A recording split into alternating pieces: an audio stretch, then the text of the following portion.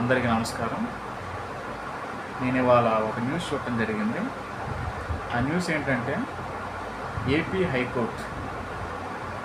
High court ఒక నిర్ణయం తీసుకుందన్నమాట. అదేంటంటే ఎస్సీ క్యాండిడేట్స్ ఎవరన్నా క్రైస్తత్వం పుచ్చుకుంటే, క్రైస్తత్వం వణికిపోతే వాళ్ళకి రక్షణ కల్పించదు, ప్రభుత్వం ఎటువంటి రక్షణ కల్పించదు అని నిర్ణయం తీసుకుంది. సో ఇక్కడ నేనేమి అంటున్నానంటే, అదే ఎస్సీ క్యాండిడేట్ అదే హిందుత్వంలో ఉంటే వాడి రక్షణ ఉందా? ఇది నా ప్రశ్న. ఉందా అంటే లేదు. ఎందుకంటే చాలామంది కులానికి ఆ కులం పేరుతో దూషించబడ్డారు. చూడండి, ఈ మధ్య మనం చూస్తే ఒక SC candidate bullet bike drive చేశాడని ఒక హై కాస్ట్ పర్సన్ అతను చేయి నరికేశాడు. అలాగే మాది సత్తెనపల్లిలో టీడీపీ పార్టీలో ఒక చదువుకున్న వ్యక్తి, ఎడ్యుకేటెడ్ పర్సన్, ఒక లాయర్, ఒక ఎస్సీ మహిళని కులం పేరుతో దూషించాడు. నేషనల్గా కాదు, ఇంటర్నేషనల్ కూడా ఈ కుల వేధింపులు అనేది ఉన్నాయి. ఇండిగో ఫ్లైట్ అతిపెద్ద కంపెనీ ఎయిర్వేస్లో, ఇండిగో ఫ్లైట్లో కో పైలట్ను కూడా ఆఖరికి ఎస్సీ క్యాండిడేట్ అయితే ఆయనకు కూడా కుల వేధింపులు జరుగుతున్నాయి. సో కాబట్టి ఇక్కడ ఒక ఎస్సీ క్యాండిడేట్ క్రైస్తవంలో మారితే వాడి రక్షణ ఉండదు అంటానికి లేదు. వాడు హిందుత్వంలో ఉన్నా కానీ వాడికి రక్షణ అనేది లేదు. ఏపీ హైకోర్టు తీసుకోవాల్సింది ఇటువంటి నిర్ణయం కాదు. తీసుకోవాల్సింది ఎటువంటి నిర్ణయం అంటే చెన్నై హైకోర్టు తీసుకున్న నిర్ణయం.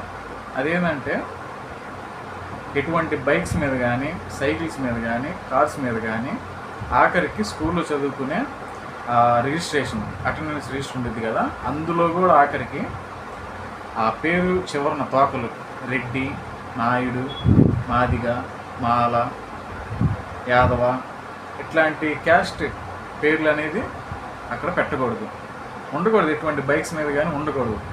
అట్లా ఉన్న ఎడల వాళ్ళని జైలు శిక్ష వాళ్ళకి. సో అటువంటిది తీసుకోవాలా ఏపీ హైకోర్టు. దమ్ము ధైర్యం ఏమన్నా ఉంటే అటువంటి నిర్ణయం తీసుకోవాలా ఏపీ హైకోర్టు. అంతేలే కానీ క్రైస్తత్వంలో మారితే రక్షణ కల్పించాం, హిందుత్వంలో ఉంటే రక్షణ ఉండేది అనేది వేస్ట్. ఇక్కడ సమస్య రిలీజన్ కాదు, ఓన్లీ క్యాస్ట్ సిస్టమే ఇక్కడ సమస్య. రాజా రామ్మోహన్ రాయ్ కూడా ఒక మాట అంటాడు. ఏమంటాడంటే చూడండి, whenever people ask politicians about development, they try to distract them by talking about religion and caste. Raja Rammohan Roy మాట అంటాడు. దీని అర్థం ఏంటంటే, జనాలు ఎప్పుడన్నా రాజకీయవేత్తల్ని, రాజకీయ నాయకుల్ని డెవలప్మెంట్ గురించి మాట్లాడితే వాళ్ళు తెలివిగా ఏం చేస్తారంటే జనాల్ని డిస్ట్రాక్ట్ చేసి వాళ్ళని క్యాస్ట్ సిస్టమ్ మీద, రిలీజియన్ సిస్టమ్ మీద వాళ్ళని దృష్టి పెట్టేలా చేస్తారు. సో కాబట్టి బుద్ధున్న ప్రతివాడు, అన్నదిన ప్రతివాడు, ముఖ్యంగా మనలాంటి యువత ఆలోచించాల్సింది క్యాస్ట్ అండ్ రిలీజియన్ సిస్టమ్ గురించే. రాజకీయవేత్తలు జగన్మోహన్ రెడ్డి ఏమంటున్నాడు, చంద్రబాబు నాయుడు ఏమంటున్నాడు, పవన్ కళ్యాణ్ ఏమంటున్నాడు, ఇవన్నీ వేస్ట్. ఎందుకంటే నేను కూడా ఇంతకుముందు అట్లాగే ఉండేవాడిని. ఒక గొప్ప వ్యక్తి ఒక మాట అంటాడు. ఏమంటాడంటే, ఒకడు ఫూలే, ఇద్దరు ఫూల్సే, కానీ ఒక 100 మంది ఫూల్స్ కలిస్తే ఒక రాజకీయ పార్టీ అయింది అని ఫ్రాన్స్ కాఫ్కా ఒక మాట అన్నాడు. సో కాబట్టి దాన్ని బట్టి మనం ఈ పొలిటీషియన్స్ వీటి సంగతి కదా మనం పట్టించుకోవాల్సింది.